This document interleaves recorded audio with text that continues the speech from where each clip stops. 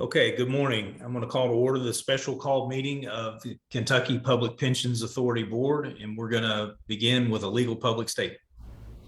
For the record, I want to note this is a special meeting of the Kentucky Public Pensions Authority. This meeting is being broadcast via video teleconference pursuant to Kentucky Revised Statute Section 61.826 and may be viewed by the public at the Kentucky Public Pensions Authority offices located at 1260 Louisville Road in Frankfort, Kentucky. It is also being broadcast to the public via Facebook. I ask if you are speaking and are not appearing by video, please identify yourself before talking.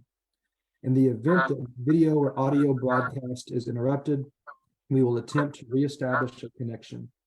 If a connection cannot be reestablished within 30 minutes, the meeting will be adjourned and rescheduled to another date.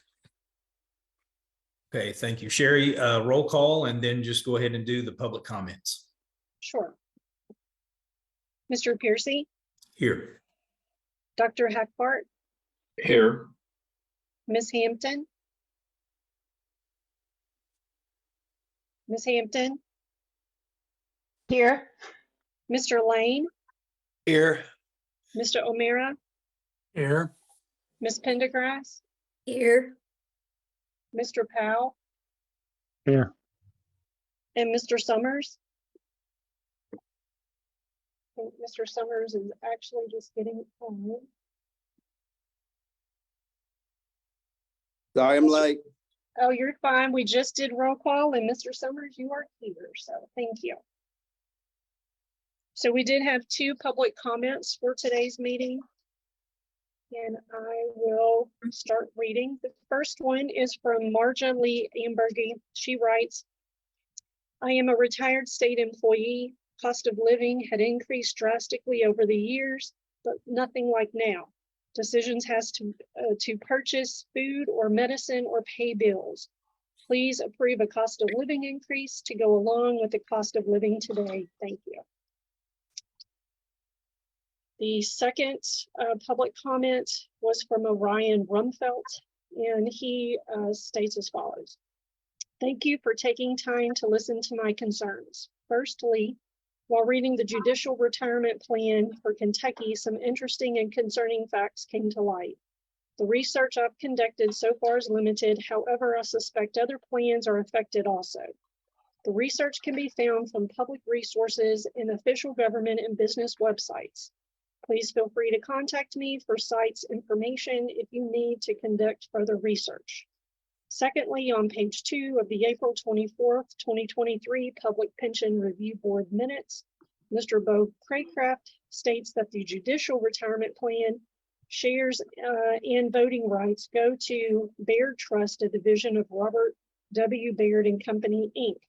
The Securities Exchange Commission requires proxy voting service companies like Institutional Stockholder Services, which Baird uses, to make available to the public their proxy voting policy and voting record. In Baird's voting policy is a section called Securities Lending Program. This section states that Baird Trust can lend out plan ownership to others, a practice which is ripe for abuse. How? After the shares are lent out, the potential exists to sell the shares short onto the market. The consequence is that stock values drop, and so does the entire retirement plan. Of most concern is that Baird Trust uses ISS, which combined with Glass Lewis make up approximately 90% of the market cap for actuarial services in the United States. In addition, ISS is foreign owned, which may not align with the best interest of most Kentuckians. Their future and money may be at stake by having foreign entities manage their retirement plans. In addition, ISS conforms to environmental social governance, ESG investing. Proxy voting rights fall under ISS control. This means ISS can use proxy votes as they please. Personally, I believe that ESG investing and its impact on the boardroom has become overly aggressive in recent years. Once a company's board member disagrees with ISS, they can simply remove the board member. Power overreach without checks and balances appears to negate the best interest of Kentuckians. The concerns I found while doing research seem timely to bring up due to the discussions and voting on Kentucky House Bill 236.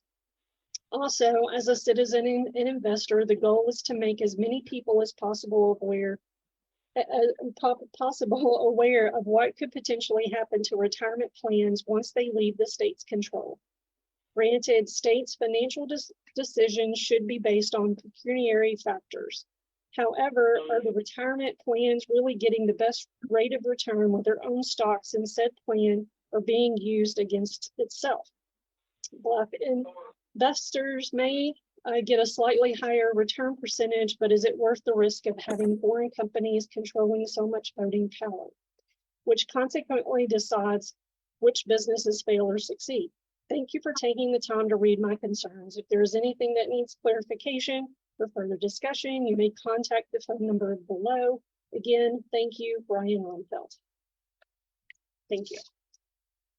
Okay, thanks, Sherry. Next item is a closed session to discuss litigation. I'll seek a motion. So moved. So moved. Second. Okay, we have a first and a second. Any discussion? Seeing none, all those in favor? Aye. Aye. Any opposed? And the motion. Point of clarification, don't we have to have a reason for the closed session? That was litigation. I said litigation, I think, didn't I? Sorry, Yes. I missed it. Thank you. Okay, yeah, that's okay.